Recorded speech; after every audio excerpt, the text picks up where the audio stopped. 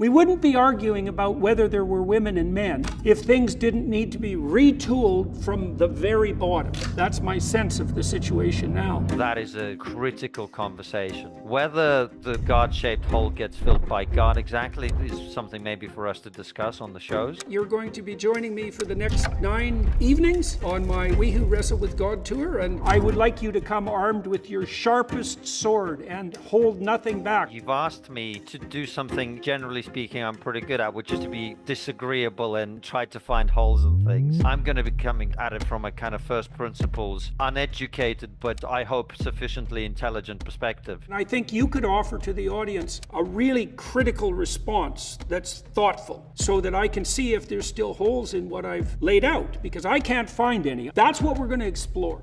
I can't wait.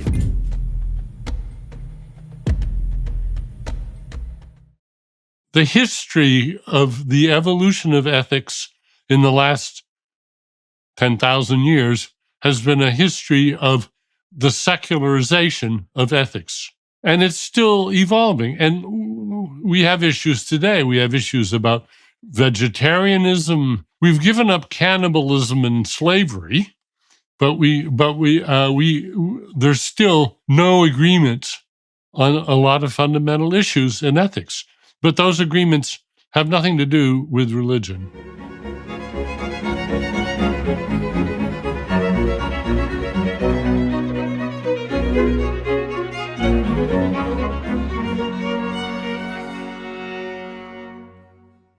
Hello, everybody.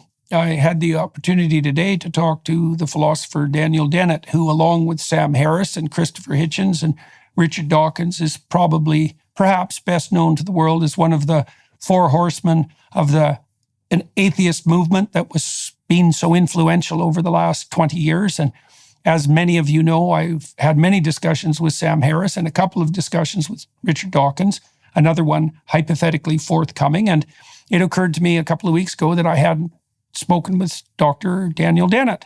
And I felt that that would be enlightening and necessary. And so today we talked about his understanding of the relationship between science and morality, the relationship between morality and the secular, and the relationship between morality, the secular, and the religious. And we exchanged our views about how those different systems of apprehension and conception might be interrelated, and talked about the difficulties in both discussing and reconciling the scientific and religious views. Dr. Dennett's viewpoint is that the religious viewpoint has been superseded fundamentally, that it might have been a necessary precondition for civilized development, but that it's been superseded. And we got a long ways in that discussion, not to the end, and for obvious reasons, but welcome to the exchange. So, Dr. Dennett, and I will call you Dan, I'm very interested in talking to you about your ideas about religious belief and practice. And you may know that I've talked to some of the people who you've been intellectually associated with. I've had 2 discussions with Richard Dawkins, and I think we're planning a third if the information I'm getting is correct. And I've spoken with Sam Harris a number of times, and I think good. We share a lot of interests, you and I, and one of them is a very deep interest, I would say. And I was reviewing your book today, Breaking the Spell, and that's really the domain that I wanted to discuss, although I'm perfectly happy to branch out from that in anywhere that our conversation takes us. And I want to try out some ideas on you, and I want to see what you have to say about them. I'm going to start with a definition, if you don't mind, from your book, so that we have some sense that we're talking about the same thing. I think I'll try 2 definitions because there's 2 domains I think that we could dig into that would be very useful. So, like you, I'm interested in what I believe I'm interested in the scientific analysis of religious belief. I don't think that we necessarily... I am too. Yes. And so that's where that's what I'd like to investigate. So I'm going to start out with a couple of definitions from your books, and then we can dig into that. So The first one is that you described the religious domain as avowed belief in a supernatural agent or agents whose approval is to be sought. And that was a definition that I took from Breaking the Spell. I'm wondering if, and then I'm going to add something to that, and then I'll get you to comment about whether you think those definitions still suffice or maybe how they've changed in your thinking or anything you'd like to add to them. So the other thing that I'm curious about here is you talked about aboutness, and you said the aboutness of the pencil marks, the aboutness of the pencil marks composing a shopping list is derived from the intentions of the person whose list it is. And I'm interested in that, the relationship between intentionality. And the reason I want to bring that into the discussion of religion is because I think there's a link between the ideas that I've been developing and the ideas of intentionality that at least in part typify your thought. And I don't see the relationship precisely between those ideas of intentionality and this definition of the religious enterprise that you described. And so that's the first thing I'd like to get clarified. So my understanding of perception is that aim defines perception. And that seems to me to be akin to it's akin in some ways to your conception of intentionality and aboutness. Does that seem at least vaguely plausible? Yes, more or less. When I speak about intentionality, I mean it in the philosopher's sense derived from Brentano. It's the aboutness is a good synonym for intentionality. And it doesn't necessarily have anything to do with one's intentions. If I'm startled by a loud noise, my startle is about that loud noise, but there's no intention involved in the sense of, what do you intend, sir? I may have some intentions immediately, like I am going to run or I'm going to duck, but intention in the like the legal sense of, did you do that on purpose, is a distinct notion. Okay, so maybe you can clarify what that means in relationship to aboutness then. Are those, that's obviously, I'm not familiar with the distinction that you're drawing or sufficiently familiar. What's the relationship between the concepts of intention and aboutness? Well, the Latin intendere arcum in is to point an arrow at. And Brentano and others said this is the key to thought. It's directed at something. It has an intentional object. The intentional object is whatever the thought is about. And the curious thing about thoughts is that they can be about Santa Claus or the Easter Bunny, and in that case, they're about something that doesn't exist. But that creates logical problems, but we can set those logical problems aside and just deal with the fact that we have to explain how information that's in our brains can be about things in the world and also about things that don't even exist. Okay, so that helps. And the Latin that you referred to is also very helpful. So I'm going to throw something in from left field, let's say. So the word sin, there's a three language point of derivation for the word sin. They're all from archery. To sin means to miss the target. So Greek is hamartia. I don't remember what the Hebrew is. Chet, I think, but I can't remember. It doesn't matter. It means to miss the target. And it is an archery term. And so you could think of sin in that regard as malintention or misintention or merely failure to miss the target. And so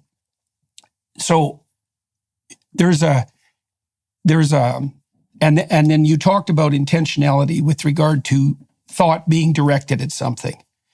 And so the way I've been conceptualizing the religious enterprise isn't so much in relationship to the definition that you offered with regard to avowed belief in a supernatural agent or agents whose approval is to be sought, although I'd like to get into that because it's dead relevant.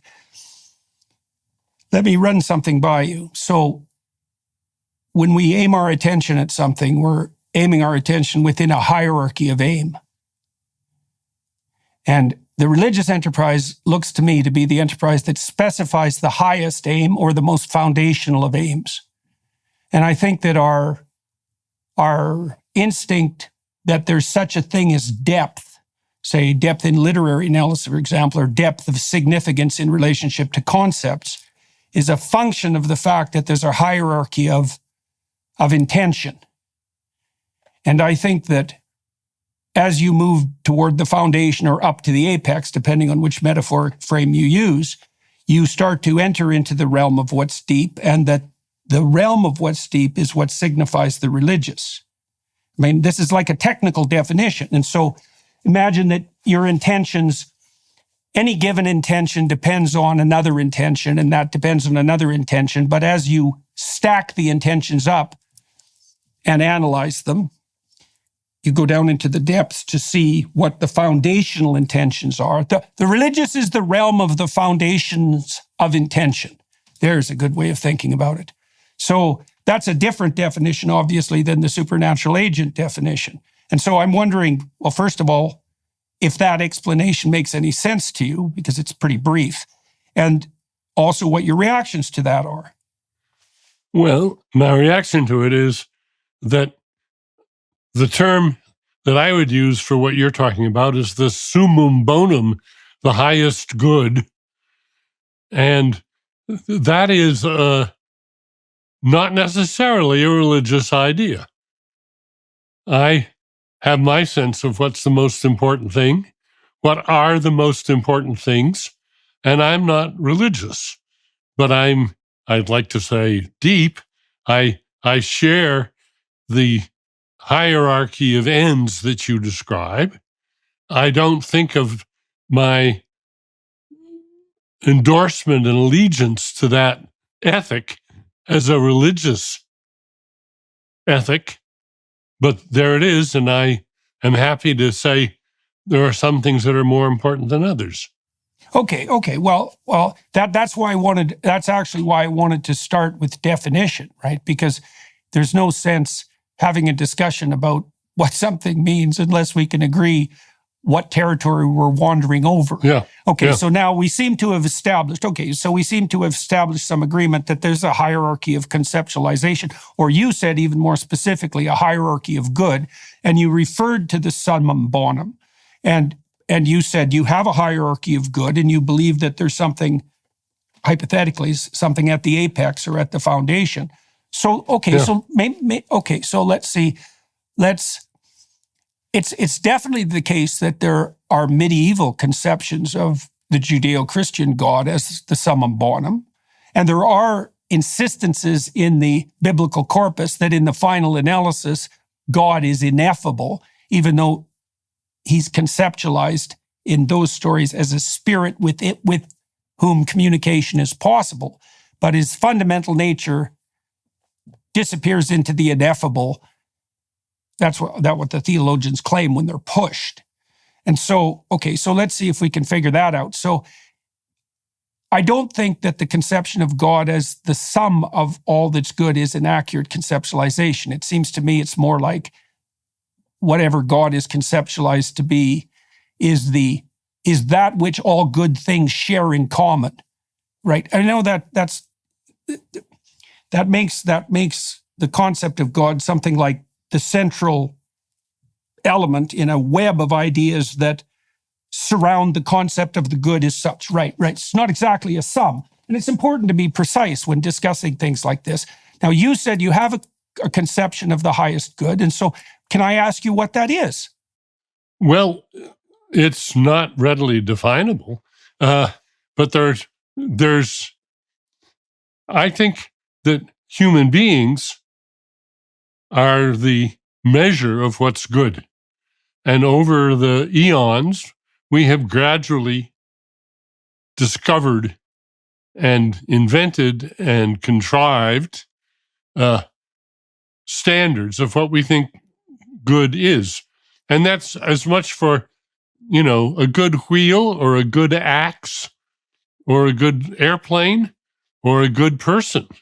And these all sorts of different, there's even, I suppose, good machine guns, good at being a machine gun. But the moral good is a particular human realm. I think animals don't really have morality. They have something that makes morality possible, but they don't have morality. But we human beings have evolved systems of morality, and they implicitly fix. They don't define in the geometrical sense what the highest good is, but they outline it. They point to it, and it's a moving target. What we think of as good today is quite different from what was thought good back in Old Testament days. Nobody today would want to live with Old Testament morality. We've come a long way from that. Thank goodness. Thank goodness. Goodness has evolved. The cost of living has already increased 17% this year and continues to rise despite interest rate controls. As our national debt skyrockets, you need to be confident in the financial service companies you work with, especially regarding your money and future. Birch Gold is a proven industry leader that you want on your side. They'll show you how precious metal investment can fortify your lifestyle and retirement, even in turbulent economic times. Birch Gold understands that navigating financial decisions can be daunting. That's why their dedicated in-house IRA department is there to guide you every step of the way. Birch Gold values your questions and concerns. Their team is always available to provide answers and clarity, whether it's about fees, taxes on rollovers, or the timing of the process. They're here to ensure that you feel heard and informed. Text Jordan to 989898 to talk to one of Birch Gold's experts and claim your free info kit on gold. You'll learn how to convert an existing IRA or 401k into a tax-sheltered IRA in gold. The best part is it doesn't cost a penny out of pocket. Just text Jordan to 989898. That's Jordan to 989898 today. Okay. So it was interesting, when you listed out things that could be good, the things that came to mind first for you were some of them were tool-like, a good wheel, a good axe, even a good machine gun. And I like that. And I think we have some commonality of conception there too, because there's a pragmatic definition of good. It's something that's good fits its purpose. And well, that would be in a hierarchy as well. So that purpose would have to be good as well, right? There's a functional element to that. And so, the way that I've been conceptualizing perception, and I think this is a neurophysiologically informed conceptualization, is that once we establish our aim, the world arrays itself around us into something like pathways and tools and obstacles. That's associated. That concept I derived in part from J.J. Gibson's conceptualization of perception. Yeah, exactly. Yeah, affordances. Right, exactly. Okay, so and so what do you think of Gibson's ideas? I think most of them are excellent. I've been writing about affordances for some time. And what I think Gibson was weak on is he didn't talk about how affordances are actually tracked in the brain. He sort of threw up his hands about that and said, the information is in the light. Well, yeah, but how does the information in the light get into our heads and do what it does? That's the part that he was weak on, but we're making great progress on that today in the neurosciences. Yeah, okay. So let me elaborate a little bit on the Gibsonian model, and I've been thinking about it for a long time, and I've specifically thought about some elaborations on it recently. He talked a lot about affordances, essentially tools and obstacles. Okay, so I'm going to lay out a schema, and you tell me what you think about this, and I'm hoping that it matches the underlying neurophysiology. I believe that it does. So imagine that we establish an aim, This would be with every act of perception. We establish an aim, and then what we see in the world, our perceptual systems are navigation tools. And once we establish an aim or a destination, we see a pathway to the destination. We see tools that we could use to afford us movement towards the destination. We see obstacles that could get in the way. So far, that's pretty Gibsonian. We see markers of progress. We see markers of failure. We see allies and foes. That would be more on the human scale. And we see agents of transformation. And the agents of transformation would shift our aims.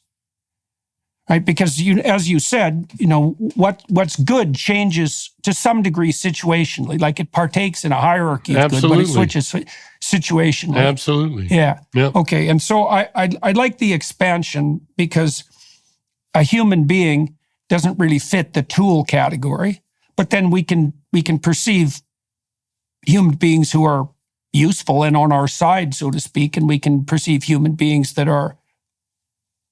who operate in a manner that's exactly. So allies and foes seems to be a nice way of conceptualizing that.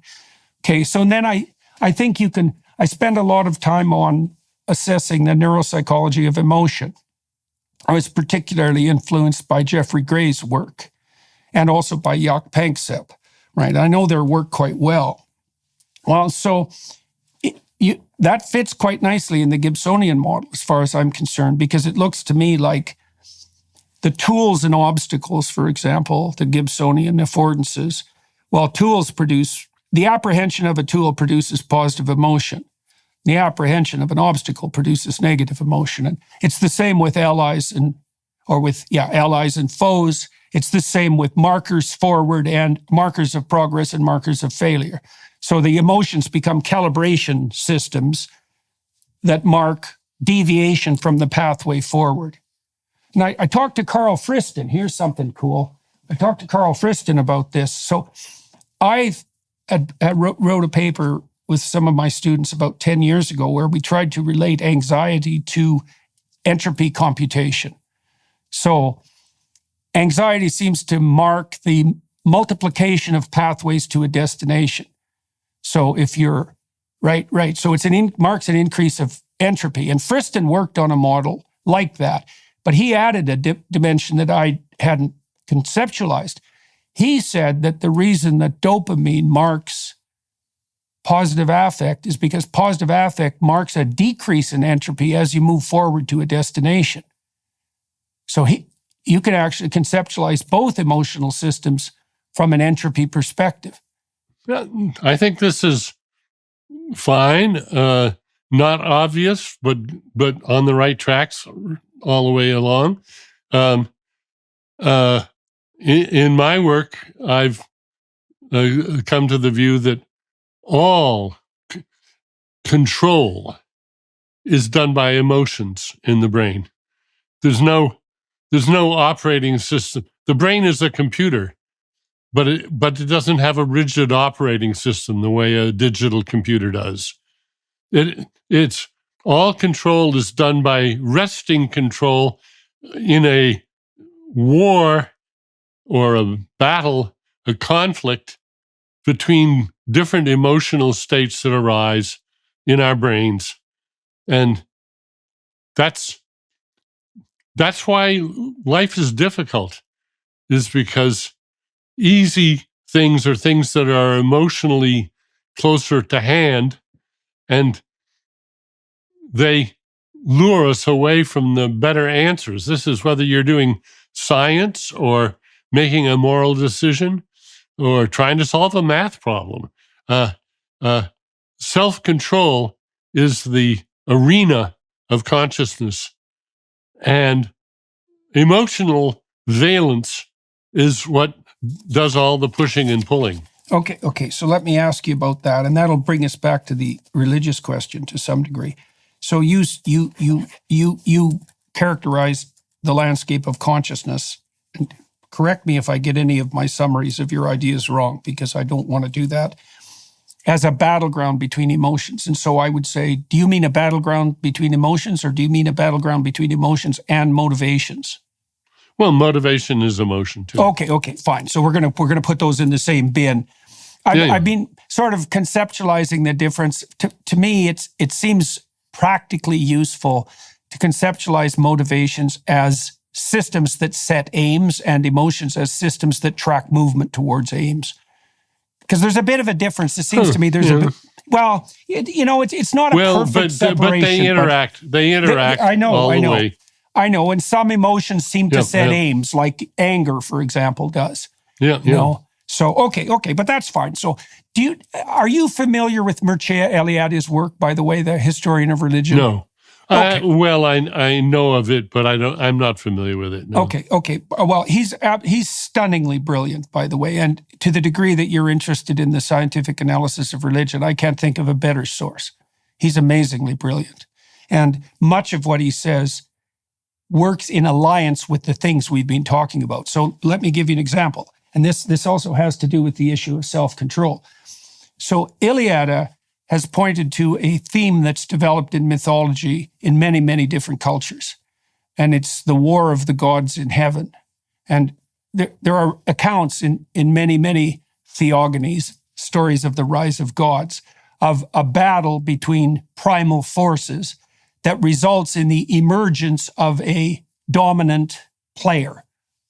Now, you can imagine you could imagine anthropologically that might be a consequence of something like this. So you imagine that as a culture amalgamates, the gods of the local tribes come together at the same time, and there's a conceptual war. And as the culture integrates, those concepts war at the same time, sometimes in the form of actual physical battles, and there's an amalgamation of conceptualization that parallels the amalgamation of tribal units. And out of that often emerges something approximating a monotheism. And I think that parallels cultural integration, but I also think it parallels cortical maturation. I think there's an impetus towards unification that is equivalent to the battle between emotions and motivational systems, and not their suppression. That's a Freudian model, but their integration towards a higher end. That sounds roughly right. Yes, I think that's what maturation is all about. That's how we become self-controlled. That's how we become autonomous, is by learning how to control our emotions. But it's not as if there's a homunculus in there who's in charge. It's that the emotions themselves negotiate a resolution. Yes, and you can only do one thing at a time. Yeah. And so what emerges from all of that noisy struggle in the brain is a more or less unified, more or less self-controlled, more or less reliable agent. That's what free will is. Okay, great. We're having a hard time finding something to disagree about here. So I think we'll get to that. But so far, okay. So let me tell you a story. You tell me what you think about this. So the Egyptians, in their cosmology, they put something at the apex.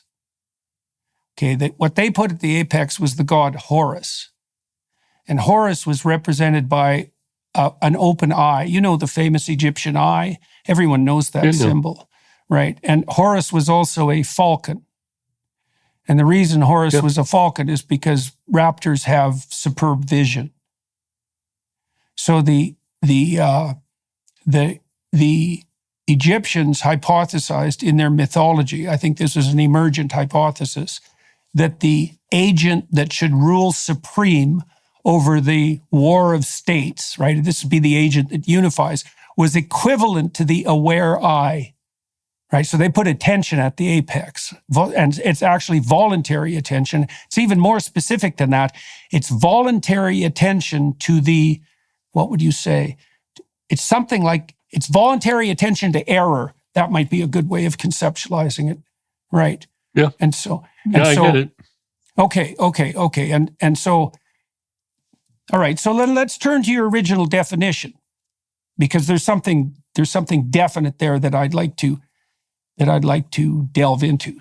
So I suggested that the way that I've been conceptualizing the religious enterprise was an analysis of what should be put at the uniting apex.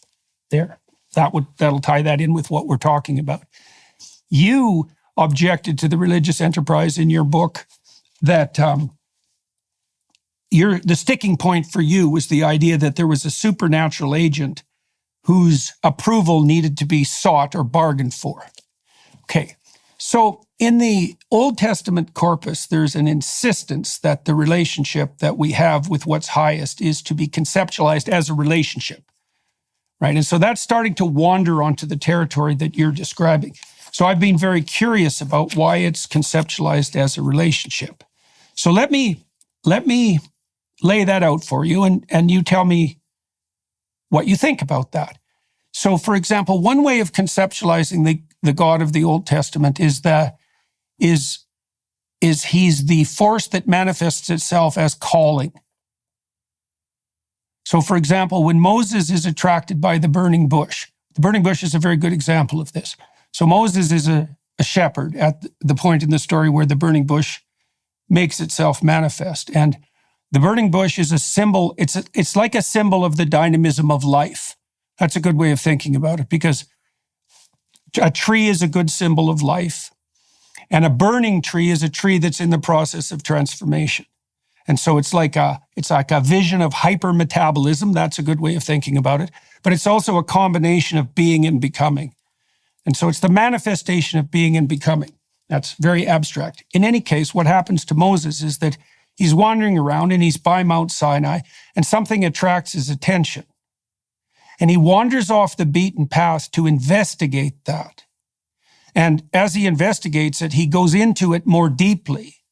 He eventually takes off his shoes, which is a symbol of his willingness to, what would you say, depart from his current journey. It's a good way of thinking about it. You wear shoes that are appropriate for a journey, and shoes mark identity. And to remove your shoes is to sacrifice your current identity for that pursuit. That's a good way of thinking about it. And as he goes deeper into it, eventually the voice of being and becoming itself speaks to him, and that's what marks his transition to a leader. Now, so God in that story is represented as that which calls to us.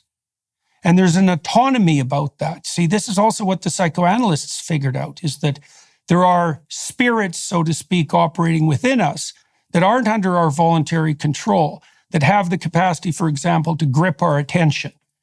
And you said, for example, when we respond with a startle response, there's no conscious intentionality in that. We're gripped by something. And the grip of attentional interest that's manifest in calling is represented in the Old Testament as a manifestation of the divine. And so I'm wondering what you think about that, and about that notion of autonomy in interest in calling. I think it's like a manifestation of the unifying spirit. That might be another way of thinking about it. Okay. Well, it strikes me as a very clear example of the excess, I'll use a philosophical word and then explain it, hypostasization of a perfectly real phenomenon. People are always wanting to make a thing, an object, out of a pattern that they see. The pattern is real. You've described it just fine, but it's not an extra thing. It's just the pattern that's there in the way people control themselves and learn to control themselves. This is the leitmotif of my whole career. People think that there's this what I call the Cartesian theater, the place in the head where this movie happens. There's no such place. There is no Cartesian theater. There's perception, but perception doesn't consist in re-perceiving something which is displayed in your brain. That's an extra thing that doesn't exist. And this this autonomous God Yeah. from the Old Testament is another extra thing. It's not needed. It doesn't explain anything. Okay. But it's a very human foible to postulate such a thing. Sleep is the foundation for our mental and physical health. In other words, you've got to have a consistent nighttime routine to function at your best. But if you're struggling with sleep, then you've got to check out Beam. Beam isn't your run-of-the-mill sleep aid. It's a concoction carefully crafted to help you rest without the grogginess that often accompanies other sleep remedies. A bunch of us here at the Daily Wire count on Beam's Dream Powder to knock us out and sleep better through the night so we can show up ready for work the next day. Just mix Beam Dream into hot water or milk, stir or froth, and then enjoy before bedtime. Then wake up feeling refreshed without the next day grogginess caused by other sleep products. Dream contains a powerful all-natural blend of reishi, magnesium, L-theanine, apigenin, and melatonin to help you fall asleep, stay asleep, and wake up refreshed. And with it now being available in delicious flavors like cinnamon cocoa, chocolate peanut butter, and mint chip, better sleep has never tasted better. And today, listeners of this show can get a special discount on Beam's Dream Powder. Get up to 40% off for a limited time when you go to shopbeam.com/Peterson and use code Peterson at checkout. That's shopbeam.com/Peterson and use code Peterson for up to 40% off. Right. It's like the age. So would you also include that criticism in the realm of the hyperactive agency detector, something like that? Is that an idea? Okay, fine. So I understand your objection. Okay. So now let me ask you this. So you said earlier that the good is something that transmutes, let's say, and recedes. And right, That does what? Transmutes and recedes. The good. It moves around. It's a moving target. Yeah, good. Yeah. Okay. So let me ask you what you think about this. It's like a summum bonum explanation for the relationship between the concept of God and that concept. So imagine that something calls to you in the manner we just described. I'm not going to hypothesize a God in the way that you objected to. Okay, but you know in your life that there's a sequence of things that call to you. Okay, so now imagine that there's a commonality behind that sequence, that all those things that call to you are pointing you in a direction. And the direction I would suggest that they're pointing you in is the direction that unifies that emotional and motivational conflict. You see what I... Okay. So that seems to be an okay explanation as well. Because this is actually how the God of the Old Testament is characterized, right? Is that he is the commonality of callings. And there's another element too that emerges because it's important. You could think about calling as the manifestation of the positive emotions that pull us forward. That's a reasonable way of thinking about it. But the God in the Old Testament is also characterized as conscience, right? And conscience also has that kind of autonomy, right? Because you call yourself out on your misbehavior, and it's something that in some sense is inescapable. Okay, so the dynamism between calling and conscience is one of the most profound ways that the God of the Old Testament is characterized in the biblical corpus.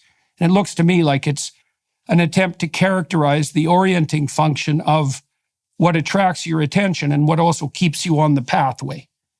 Is something like that.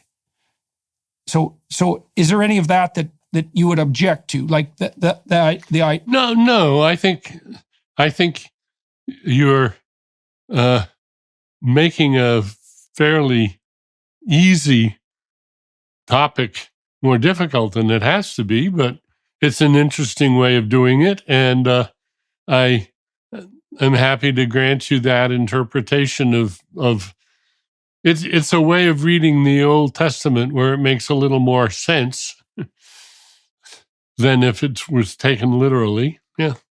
All right. So I'm going to go at this from the same issue from a slightly different perspective, because I want to zero in on this issue of relationship, because I think that's the most fundamental stumbling block that would be useful for us to discuss. And I think it's the strangest element of the religious endeavor. We've established a certain amount of common ground in relationship to the idea of a hierarchy of value or a hierarchy of good. So I'm just going to leave that sit for a minute, but I want to investigate the relationship issue, because it is key to, as you point out in your book, it is key to what people generally understand, at least as part of the religious enterprise. And it's also the insistence that's probably most susceptible to the objections that you've put forth, for example, with regards to the hyperactive agency detector. And so I've been very curious about why the relationship with what's good is conceptualized so often as a relationship, right? As an actual relationship. Okay, so let me walk through something and you tell me what you think about this. So I've been conceptualizing thought as secularized prayer. And the reason I'm doing that, I suppose to some degree, is anthropological, because I think that prayer preceded thought developmentally. I think that's what the historical evidence would suggest. We haven't been thinking rationally for very long. It's perhaps several thousand years. We've been thinking religiously for much longer than that. And I'm not trying to establish a qualitative primacy here. I'm trying to account for the facts. So I'm going to outline what I think we do when we think, and I'd like you to tell me what you think about the outline. Okay. So the first thing I would say is that thoughts orient us in a manner that's akin to our perceptions and our emotions. So they're of the same enterprise. We use thoughts to move us towards our goals and then to transform our goals. Yeah. We do. Yeah. It's the abstract. Okay, good. So, and then I would say that thoughts make themselves manifest in relationship to our aim, right? Just like our perceptions do. And so our thoughts are defined, at least in part, by our aim. So this is what I think I do when I think. So the first thing I do when I think is admit that I don't know something. So I come to the process in humility and I admit I have a problem. It's like, here's something I don't understand. It could be something I'm curious about. It could be something that's bothering me, but I have a problem. And I also admit that I have the problem, and I presume that there's an answer, and I presume that if I get the answer, that would be good. And then I would say I do something that you could describe. I allow myself to receive a thought. It's something like that. Now, I could say I think, or I could say I think something up, but I don't really like that formulation because I don't think it's a good description of actually what happens. What happens is that I posit a problem and answers appear to me. That's good. I'm happy with that. It reminds me of Plato in the Theaetetus, where he says knowledge is like the birds in a giant aviary. And you've got all these birds. The trick is, can you get them to come when you call? And so you've got all this knowledge that you've acquired, and the hard part is getting it to come when it's needed. And how often do we smite our forehead and say, "Oh, I knew that all along. Why didn't I think of it?" That's when we find that there was something we knew that didn't get used by us at the appropriate moment. And the best way to make the new thoughts occur to you is to be in a discussion like we're in right now. It's to get another mind to help you, and we stimulate each other's minds and dredge up new corners of the other person's minds, which may have interesting ways of putting things that we hadn't quite thought of before. Then, oh, that's a good way of putting it. Yeah, I get that. That's Descartes' big error was in being solitary, trusting to his own mind and trying to get his clear and distinct ideas ever clearer and more distinct. And the only way he could trust them, he thought, is if he posited a benevolent, all-knowing God. We don't need that.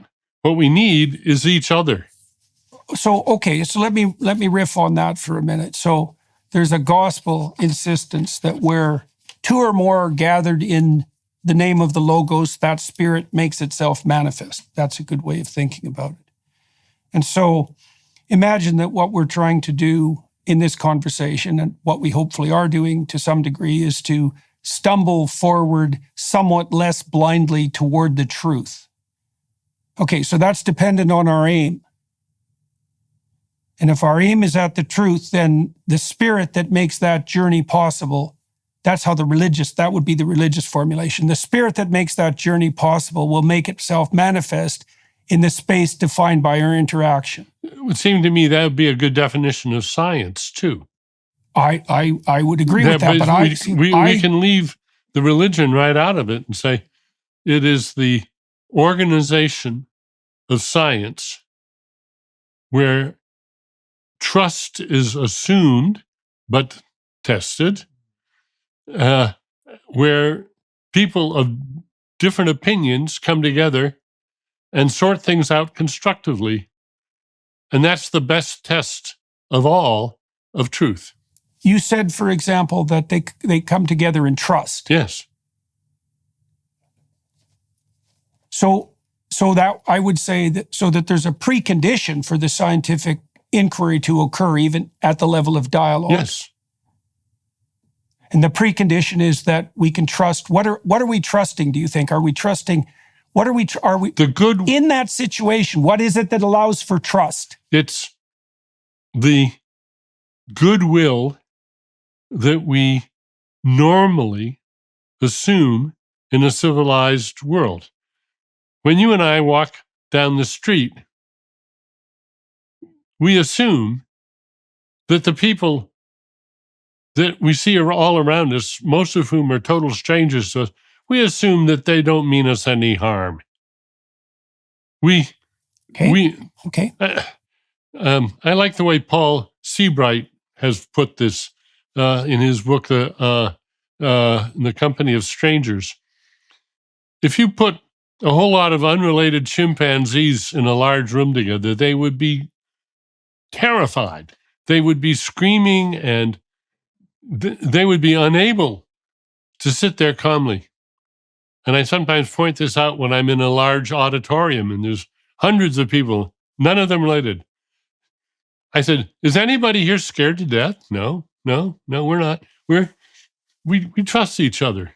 That human trust is the key to civilization and to science, and it's under attack right now with artificial intelligence and misrepresentation. And the technologies of misrepresentation, which are eroding trust in a very serious way. Okay, so I use the same example, by the way, when I'm talking to large audiences, and the chimpanzee example as well. And so you said that the trust that makes even a scientific conversation possible is the trust in mutual goodwill, right? Okay, so, all right. So I want to relate that idea of goodwill back to something that we talked about earlier. So I think that if the battle between emotional and motivational systems occurs optimally, it produces a unity of spirit that makes that trust possible. That's what you do when you socialize a child. Like, children are really socialized between the age of 2 and 4, right? They're pretty egocentric and temporally bounded at the age of 2. They kind of want whatever their motivational system wants right now, and to hell with the consequences. That's the definition of a 2-year-old. And there's some wonderful things about that. And then as they mature and as their cortex matures, those systems integrate. And if that integration takes place, then you have the presence of a overarching structure that enables that trust to be made manifest. A child will learn to take turns, for example. That's why I say that free will is an achievement, not a metaphysical endowment. You have to develop free will. And the reason why we don't hold children responsible for misdeeds is they haven't developed the self-control they haven't developed the sort of trustworthy, reliable autonomy that we demand of each other. The price we pay in self-control is a price. It's the best bargain on the planet. It means that we can walk around without fearing for our lives all the time. Starting a business can be tough, but thanks to Shopify, running your online storefront is easier than ever. Shopify is the global commerce platform that helps you sell at every stage of your business, from the launch your online shop stage all the way to the did we just hit 1 million orders stage. Shopify's there to help you grow. Our marketing team uses Shopify every day to sell our merchandise, and we love how easy it is to add more items, ship products, and track conversions. Shopify helps you turn browsers into buyers with the internet's best converting checkout, up to 36% better compared to other leading e-commerce platforms. No matter how big you want to grow, Shopify gives you everything you need to take control and take your business to the next level. Sign up for a $1 per month trial period at shopify.com/JBP. Go to shopify.com/JBP now to grow your business, no matter what stage you're in. That's shopify.com/JBP. Right. Okay. Well, all right, so let me make a leap here, because I'm increasingly inclined to believe that the divide between atheism and science is an illusion. And I know that's a huge leap, and I'll backfill it. But the notion of the logos that emerges as the biblical corpus proceeds is, as far as I can tell, it's identical to what you just described. So the notion is that peaceful harmony and unity emerges when people aim up, so they're of goodwill. The emphasis on hospitality in the Old Testament, for example, is a reflection of that. It's hospitality as the basis of society. It was a sacred requirement to be hospitable. People unify themselves in their upward aim, and then they participate in truthful dialogue. That's dialogos. That's the exchange of redemptive information. And that's the foundation. Okay, that's the spirit that in principle emerges in the biblical corpus as that which is to be put in the highest place. Now, let me tell you why if you wouldn't mind, I'll explain why that's conceptualized as relationship. Okay. So imagine, so imagine that maybe I have a problem with someone, right? And so my relationship with them is choppy, and it's degenerating into mistrust. And you already pointed out, we know what happens when the default presumption between people deteriorates into mistrust. That's not good. Okay, so now I see this mistrust emerging, and I think, well, I would like to rectify that. And so then I can go, let's say, meditate on that. How would I have to reshape my perceptions and my actions, my patterns of attention, so that a pathway to harmony and trust could be reestablished with this person? You can imagine asking yourself that. That's a particular kind of aim. And as a consequence, I'm likely, not necessarily, but I'm likely to get a revelation of some pathway forward. Does that seem reasonable? Revelation. Well, I don't know how else to describe it. It might occur to you. An idea related. An idea might occur to you. Yes. I think those. I'm not trying to force this. Yeah. But I think those are the same concepts. Because a revelation is something that reveals itself. Yeah. Now I know the problem is it begs the source, but I'm not too concerned about that at the moment. But here's an idea. The thought that will make itself manifest to you is dependent on the aim of your request. Yeah. Independently. I mean, indirectly, yes.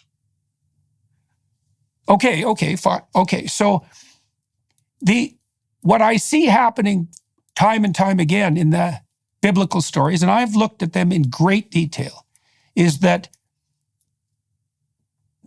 God is conceptualized as that which you can call upon, that which will respond if you're aiming upward in something approximating love and you're motivated by the truth. That's a definition. Like, it's not an insistence about some extra human agent, not precisely. It's a definition of how to progress forward appropriately. And this is why the stories that are sequenced in the biblical corpus are, what would you say? They're attempts to characterize that spirit, like the spirit that should be called upon to set things right. And it's the reason it's conceptualized as a relationship, this gets to the point precisely, is because it is something that you can call upon that will reveal itself. And you do that as if it's in a relationship. Like, it's not much. Now, you pointed to Descartes' error, so to speak. You said that he kind of got lost in his solipsism and that he needed other people to correct his thinking. That's fine with me, because I think that we can call upon each other to keep us moving forward on the appropriate path. But we also do that in internal dialogue, right? And that the question is, what is it that you're calling upon when you have the pathway forward to a new destination revealed? That's what's characterized as God in the Old and New Testaments. Well, so it seems to me we've improved on that. And we call it secular science, including philosophy, including what universities are supposed to do and so forth. We are assuming goodwill and trust, and we're letting freedom, academic freedom, reign, and we're allowing ideas in that are welcome as long as they are presented in a spirit of I don't get to lay down the law. Here's my idea. And if somebody in the group has an idea that the others don't accept, then the responsibility to get the others to accept that falls really on the person whose idea it is. And anybody who says, well, my religion says that this is just has to be this way, and there's no argument about it, we say, well, I guess you're disqualified. I'm sorry, you're disabled. You can't participate in this discussion if you can't put your own ideas, if you can't defend your own ideas to us, then you'll have to sit this one out, because this is a dialogue among equals. Okay, so here's the concern I have about that. You pointed out that scientific enterprise is dependent upon the two things: the assumption of goodwill and trust, but also the presence of goodwill and trust, right? Those are really separate things, because you could have that and I could distrust you anyways, or I could trust you and that wouldn't be there. But for the scientific endeavor to proceed, your proclamation is that goodwill and trust have to be there, and they have to be assumed. Well, yes, but it's correct? Also true that... Right, I got that. Yes, absolutely. It has to be there. Yeah, at the cutting edge of every interesting scientific question, egos reign, and there's battles, and there's name calling, and there's caricature, and it's rough and tumble at the cutting edge. But what's behind that cutting edge is the solid heft of the axe, all the agreed upon things, all the things that they're not disagreeing about. And that's what gives the scientific enterprise its power. Let me add a couple of things to that scientific conceptualization, and you tell me if they're necessary and if you're agreeable to them. Okay, so one would be the assumption that there is an intelligible order. The assumption that that intelligible order is intelligible to us. The assumption that attempts to map that intelligible order are beneficial rather than harmful. That's fine. Okay. That's a working assumption. Okay. I think those working assumptions are religious by definition, because they're outside the purview of science. They're the ground that has to be established before the scientific enterprise can function. And I'm not trying to catch you here, by the way. This is a definitional move. It's like, because it sounds to me like you're making the presumption, and I think it's an accurate presumption, that there are preconditions that must be met before the scientific enterprise can proceed in its proper manner. And my question is, those presumptions aren't within the purview of science. No, they are. They're outside the purview. No, they're working assumptions. Well, not if they're preconditions. And the reason they are within science is because science has a track record. You drive a car. You drive a car. We're talking using very high-tech equipment right now. So far, the evidence that there's order and that we've got a grip on it could not be better. We can measure things to the microsecond and to the micrometer, and we can plot eclipses centuries in advance. That is part of science and it's part of the structure of science. And that's why our working assumption that there's order it's not religious, it's scientific. Okay. Well, then, fair enough.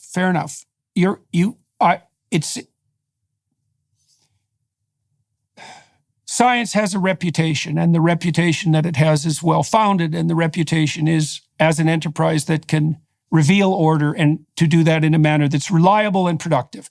Okay, no problem.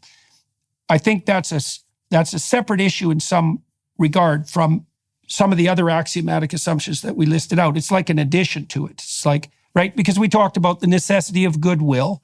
We talked about the necessity of assuming goodwill. We talked about the idea of the intelligibility of the order. You said we can also rely on science because its claims to have investigated that order reliably have been validated repeatedly, right? So it has a brand and a rep. Okay, so let's look for an exception for a minute, just out of curiosity. So I was testifying before Congress yesterday or 2 days ago, about something that you alluded to, right? The breakdown of trust, for example, in an increasingly technological world. Now, you know the Chinese scientists, the engineers, they've produced a system in China they call Skynet after the Terminator series, right? And Skynet is made out of 700 million closed-circuit TV cameras, which monitor everything the Chinese do. And when the engineers who designed this system were pressed on their use of the name Skynet, because Skynet became a system that went to war against humanity, they said, oh, we're producing the good Skynet, which is, of course, what the original engineers presumed in the movie series. And so it's surreally insane and extraordinarily dangerous. Now, but you see that there's a danger in that technology run amok. Absolutely. Now, well, if we're careful, how do we segregate the perversion of the scientific enterprise, which is still using much of the same technology and approach? Like, it seems to me that in China, it's devoted towards evil ends, and that's an ever-present problem. Well, that's an ever-present and ever-lurking problem. And so is the science that the Chinese are engaging in that has this element of the extension of control and surveillance, is that a false science? Or like, how do we conceptualize within the scientific realm the deviation from the ideal that the Chinese are pursuing and that now threatens us, let's say? Well, many, many years ago, Norbert Wiener put it very well. He said, don't make the mistake. I can't quote him exactly, but he said, when you make a tool, you also make a weapon. And how you use it, don't think that your defensive weapons won't be turned against you as offense. It's 16 years is the lag, right? I think that was from Wiener too. He said any weapon you make will be used by your enemies within one generation. Yeah. It's something like that. So, and every tool is a weapon. Yeah, that's true, and that's why we need government and law and order. In addition to, science depends on it. Science depends on freedom and order. And that's why the science that occurs in the free world is way ahead of the science that occurs in dictatorships. Right. Okay. So those are part of the preconditions for the scientific endeavor that we discussed earlier. Okay. And now, I believe it was in your book you described Stephen Jay Gould's two magisteria notion, right? That there were independent magisteria, and in your book you weren't particularly convinced by that argument. That's a good way of thinking about it. I thought it now, was let me ask you. Okay, great. Okay, so that's very blunt. Okay, so let me reframe what you just said, including that realm of conceptualization that's in contention between you and Gould. Yeah. Okay, so what I heard you say, you tell me if I've got it wrong, is that the scientific enterprise nests inside another enterprise. Yeah. That enterprise is associated with freedom and order, a kind of order. Civilization. And regulated by laws. Okay. And that system itself is predicated on a system of fundamental assumptions. So let's say in the United States, for example, the entire body of laws that allows for the order that makes scientific freedom possible is at least in part grounded on our conceptualizations, let's say, of inalienable human rights. Yes, and that nobody is above the law. So that's a stacking. Okay, so what that implies is that the scientific enterprise itself is nested inside another enterprise. See, that's the conception. I think this is where Gould went wrong. Okay, well, so then we could say, in terms of his magisteria argument, it's not that they're side-by-side systems in separate domains. It's that the scientific enterprise is nested inside a moral enterprise by necessity and goes astray if it's not nested inside that enterprise. The moral enterprise, yes. Where Gould went wrong was in thinking that religion was the authority on the moral side. It's not. Okay, well, so let's delve into... Okay, how could a Harvard professor in the same university where John Rawls and Robert Nozick and other philosophers have been doing magnificent work in ethics, how could he forget about secular treatments of morality? That's the question. All right, so now we have a model of the scientific enterprise proceeding in the West and proceeding appropriately and positively because it's nested in civilization. And we have civilization itself predicated on a set of fundamental principles. Yeah. Well, okay, yeah, so fundamental but evolving. We don't want to be foundationalists in the philosophical sense. We don't want to be rigid. Hey, I've got something to ask you about with relationship to that. So you tell me what you think about this. So there was a paper published in 2022 in the fall. I think it's a revolutionary paper. I think it should win a Nobel Prize. It stunned me. So mutations are essentially random for all sorts of reasons. They're random in part because the effect of cosmic radiation is random and obviously random. Random in one sense, but not in another. Okay, well, I'll let you clarify that. Okay. I'll just walk through the paper and then I'll let you clarify that if you would. I don't remember. Okay. I'll put it in the discussion notes. I can't remember the citation at hand. So you know that DNA has the capacity to repair itself. It does that quite often. It error checks and repairs itself. You know, there's a hierarchy of repair so that the more foundational genetic elements, if mutated, repair with 100% accuracy? So there's a hierarchy. So the genetic code allows for experimentation at the fringe and preservation of the core. And so this is the reason I'm bringing this up, because it's the answer to the issue that you just brought up with regard to foundational principles and dynamism. Is that there's a core set of principles around which an area of dynamism and exploration is not only to be allowed, but to be encouraged. But the foundational elements, there are foundational elements. You know the dictum: extraordinary claims require extraordinary evidence. There are foundational theories in science that you don't overthrow without a plethora of evidence, because so many other ideas depend on them. So the foundational elements. See, this is why I introduced the definition of the religious that I started the conversation with, is that because my sense is that the proper religious enterprise is the inquiry not only into the foundational elements, let's say, that underlie the civilization within which science is nested, but that also govern the relationship between that foundation and the transformations of the foundation that are necessary. I'll give you an example from Egyptian theology. Remember we talked about Horus earlier? Yep. Okay, so the Egyptians actually had two male gods, fundamental male gods. Well, there was three if you count the evil god, and I'll mention him briefly. So their god of foundations was Osiris. Now, Osiris had some fundamental flaws. Osiris was a great hero in his youth when he established Egypt, but as he aged, he became rigid and totalitarian and willfully blind. And because of that made him susceptible to overthrow by his evil brother. That's Seth, by the way. And the word Seth becomes the word Satan through the Coptic Christians as that idea develops.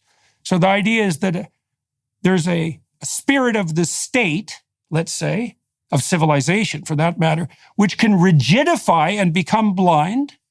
And when that happens, it's susceptible to overthrow by chaotic and malevolent forces.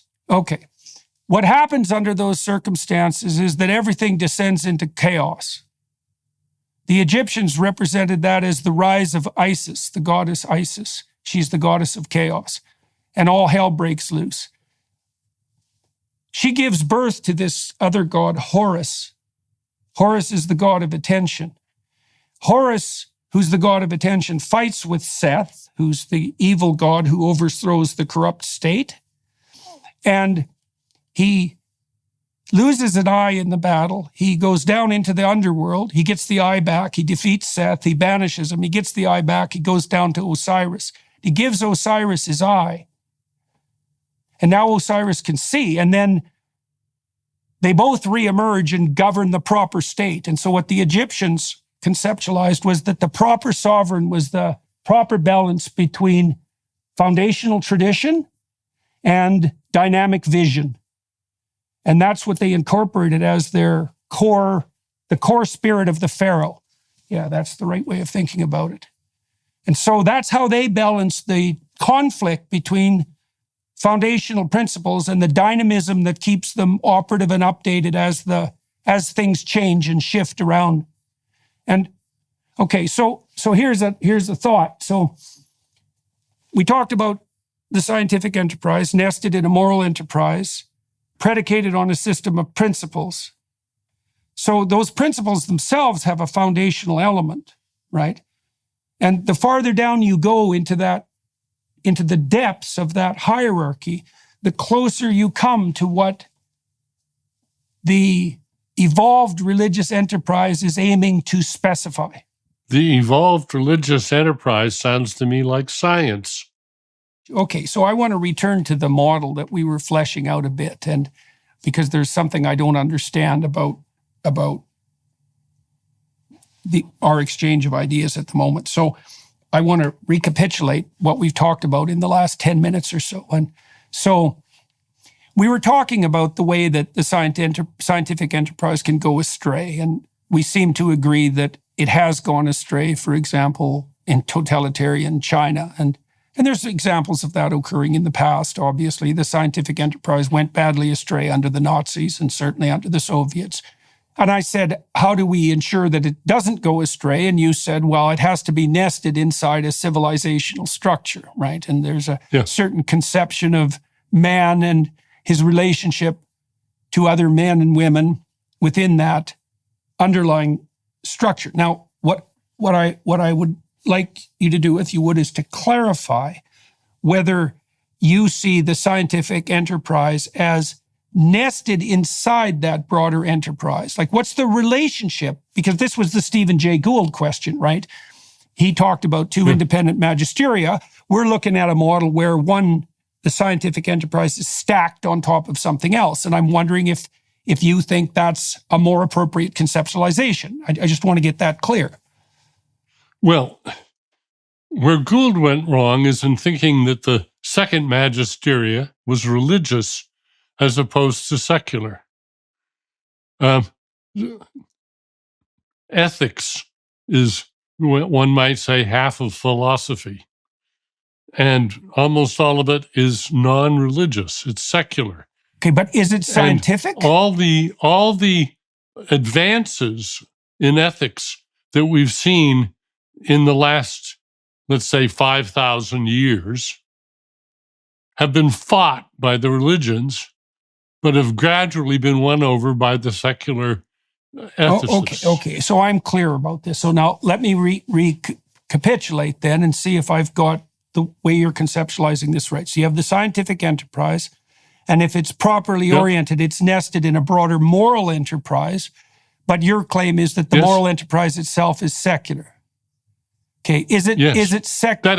That is it's the advances are secular. And the history of the evolution of ethics in the last 10,000 years has been a history of the secularization of ethics. Away from New Testament ethics, which was terrible, and it's still evolving. And we have issues today. We have issues about vegetarianism and about we've given up cannibalism and slavery. Thank you. That's good. But there's still no agreement on a lot of fundamental issues in ethics. But those agreements have nothing to do with religion. Okay. So I've got it. So your model is the scientific enterprise nested in a broader moral enterprise, but you believe the core element of that, insofar as it's valuable, is secular. Okay. So all right. So then, what are the means of validation of the secular ethical enterprise? Now, they can't be scientific if science is on top of that structure, because then those two things just collapse into each other. So by what principles do the secular ethicists validate their claims if they're not validated scientifically? Well, there's science, and then there's, but I have to explain this carefully, politics. Science is about what is. Politics is about what we should do. Now, these are both rational exercises. And what we should do, normative inquiry about what the norms should be. And it includes logic, game theory, probability theory. Let's stop right there. Yeah. There's more to it than that. Yeah. But there's all of there are normative disciplines, and some of it is very abstract, like mathematics, mathematical game theory, and some of it and mathematical logic, and arithmetic, and geometry. There's a right and a wrong way of doing these things, which we've learned. Not thanks to religion, thanks to our mutual understanding of what works. The reason we trust arithmetic is because it works. No proofs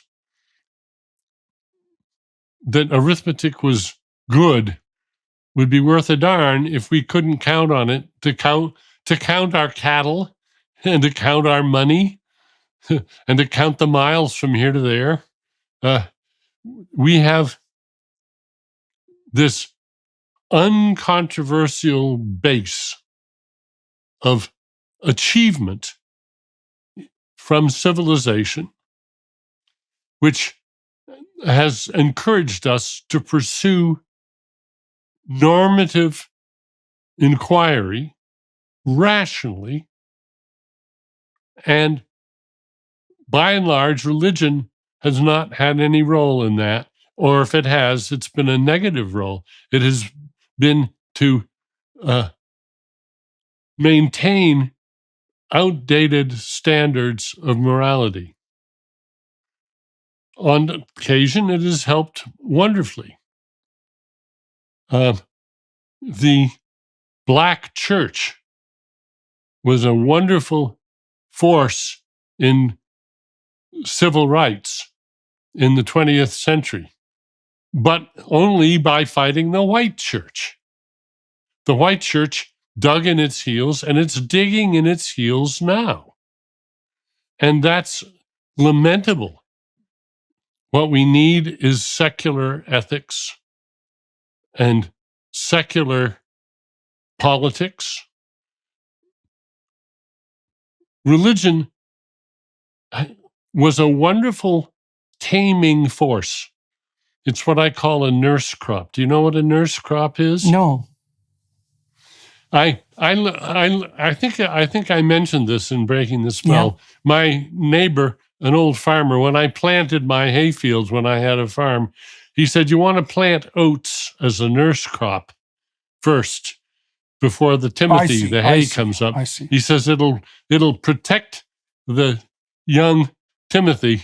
You can harvest it if you want, or you can just let it go. But it's a temporary scaffold which protects the tender shoots of that's a nurse crop. So I think of religion as a nurse crop for science. We needed religion to have the sort of stability of civilizations for several thousand years. But now we don't need religion anymore as a nurse crop because we've got secular systems, law and order, and the understanding of secular ethics. So we no longer need religious ethics because it's outlived its usefulness, and in fact, it's become more harm than good.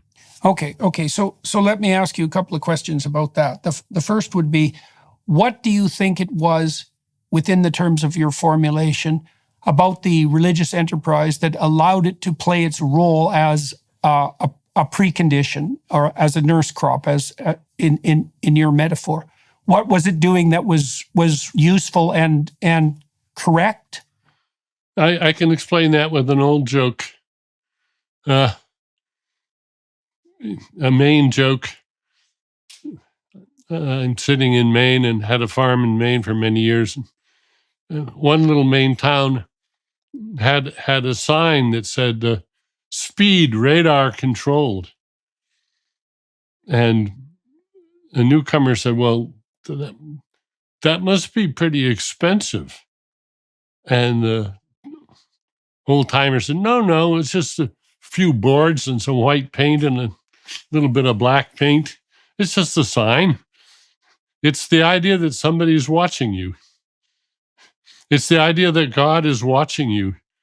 That'll be shorthand for the role that religion played.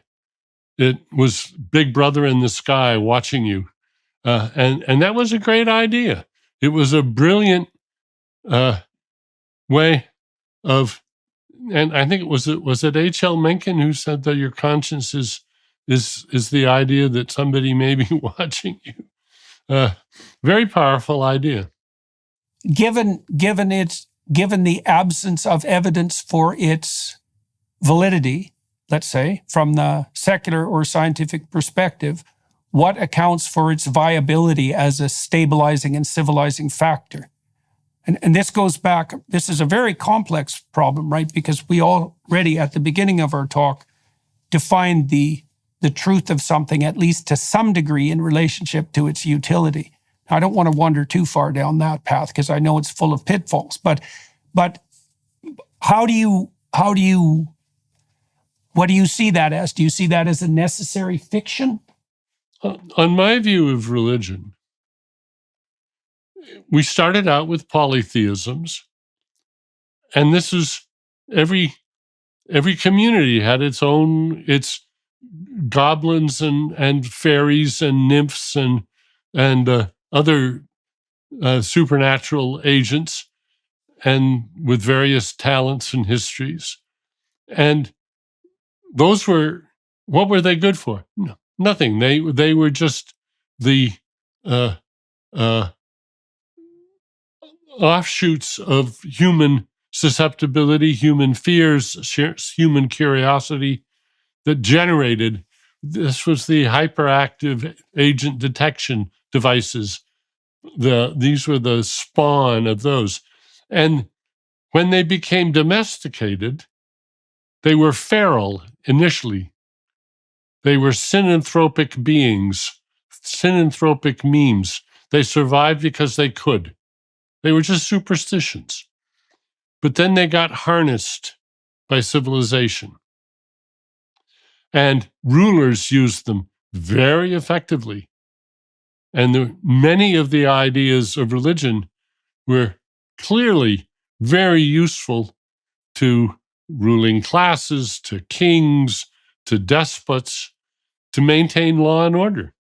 And the idea that another one in the same family with somebody's watching you all the time was, don't blame me. It's the big guy who makes the rules. This is. We see it today when the used car salesman says, "Well, I can't make you this offer. I have to go talk to the boss." There are all sorts of wonderful devices, tools, thinking tools that religion has evolved, which kept the anxiety about God watching everything you do alive for thousands of years. God is not watching what you do because there is no God that watches, but we can still behave without that myth. Okay. So let me ask you about that. So my mind goes in a couple of directions. I mean, the God who's watching in the Old Testament is watching for very specific reasons. I mean, so for example, in the story of Noah, God is watching and dispenses catastrophe when things deviate to too great a degree. Now, that happens all the time. Yes, a horrific story. Well, but it's also something that happens all the time in human society, right? Is people deviate and get destroyed. And I'm not making a theological case for that, by the way. I mean, we saw that happen multiple times in the 20th century, where societies degenerated into like a power-mad licentiousness and were essentially obliterated in consequence, which indicates that they've deviated from the central, from some... When things go wrong, they go really wrong. Right, and they go wrong because they've deviated from some appropriate pathway forward. Well, there can't be wrong. There can't be wrong without the notion of deviation, right? Because if there's something that's wrong, there's something that's right. Sure. Okay. Sure. So that means that the fictional God, so to speak, of the Old Testament doesn't watch, but also watches to see when things are going wrong. And in the story of Noah, God is the voice that calls to the wise to prepare when things are going catastrophically wrong. Right, and that's a good definition. And so let me ask you about that. What do you think of the state of the secular morality at the moment that permeates the universities? That permeates the universities right now? Yeah. It's got some real problems. Okay, how would you characterize those problems? Because academic freedom is not what it should be right now in the academy, and we have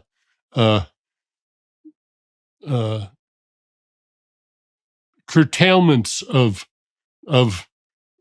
openness, abridgments of academic freedom that should not be allowed. And why? And what's your understanding? See, my sense at the moment is that the secular project within the universities has gone badly wrong. Oh, I don't think so. Well, I mean, okay. Well, that's what I'm trying to get clear. Yeah. I don't think the religious academy is doing any better. That is, I don't think religious universities, Bob Jones University or other religious institutions have a better record. I think, on the contrary, we're better off with the turmoil in the secular universities, but it is turmoil, and some significant revisions have to be put in place, and it's going to take some very careful work to accomplish that, but it's got to happen. Okay, so given that the universities were the central playing ground, let's say, for the maintenance and progress of secularized morality, I think that's a reasonable way of thinking about it. What do you think has occurred to make them go astray? And astray from what? You mentioned freedom, academic freedom, and we could expound upon that. But what do you think's gone wrong? Well, I think several things have gone wrong. One of them is H.L. Mencken has a saying I love to quote. He says, "For every complex problem, there's a simple solution, which is clear, persuasive, and wrong." Yeah, definitely. And problems are hard. It's complicated, as one says. And several of the things that have gone on, one of them was postmodernism.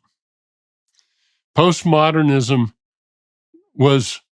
there were some good ideas in its foundation, but then they got taken up by people who didn't understand them and who overused them and who went wild and said all sorts of stupid things.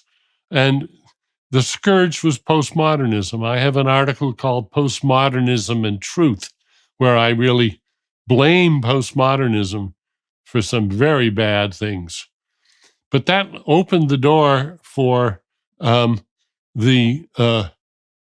identity politics that we see today and the virtue signaling. Virtue signaling, yeah. And the virtue signaling that we see today, these are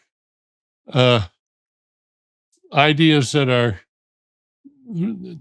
running off the rails, and we have to point that out and calmly restore academic freedom and a real respect for truth.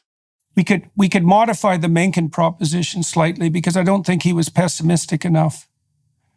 So there's two things that the simple, elegant solutions offer, right? First of all, they're simple and wrong, but they also offer the holder of those ideas an unearned sense of their moral superiority. And so they're attractive in two dimensions, right?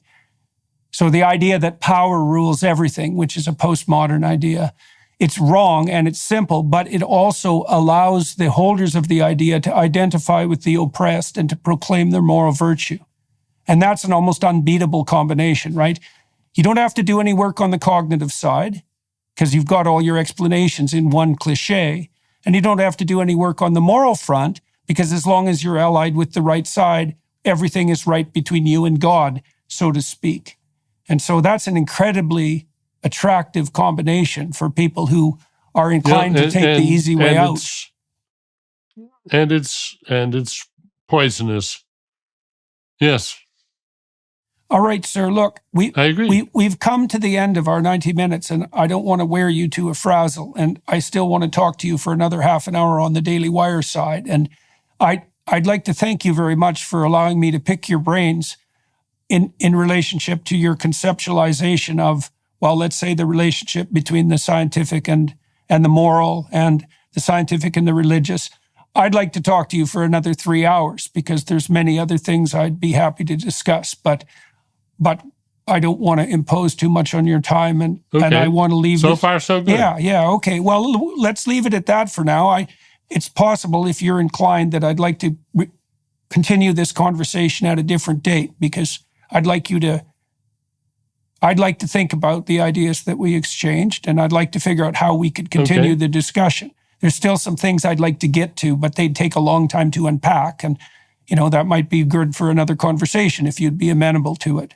So for everybody watching and listening, I'm going to continue talking to Dr. Dennett on the Daily Wire side, as you all know, and I'm going to walk him through some autobiographical recollections, because I'm very interested, and I'm very interested in finding out how people's interests make themselves manifest across time. And so that's what we'll delve into on the Daily Wire side. And so maybe you could just close. What are you working on now? I'm working on the dangers of AI, the dangers of large language models, and how they are the most dangerous weapon yet. Are you writing a book about that? More dangerous than nuclear weapons. Yeah. Are you writing a book about that? Not a book. I'm writing. I wrote an article for The Atlantic called "The Problem of Counterfeit People." Right. Counterfeit money is dangerous. It's been against the law and should be. Yeah. Counterfeit people are much more dangerous, and they are now possible. But we can put in place the technology, and I'm working with people in AI who know how to do this. We can put in place the technology to make it at least very difficult and very costly in terms of prison sentences for those who get caught using counterfeit people. And we should institute this immediately, because, as Jeff Hinton has said, these things can reproduce, and we are about to create a new horde, a new epidemic, a pandemic of counterfeit people, which are going to destroy trust. They can destroy civilization. I just spent 2 days in D.C., interestingly enough, talking to the people I was meeting with, senators and congressmen, really about the dangers of counterfeit people. So obviously we share a concern in that regard. It's a very great danger. Yeah. And I've been working on it almost full time. Okay. I'm retired, but I'll keep busier than ever. Well, I'll keep that in mind, because we got interesting discussions going in DC, and we're trying to alert people to the danger of exactly the sorts of things that you're describing.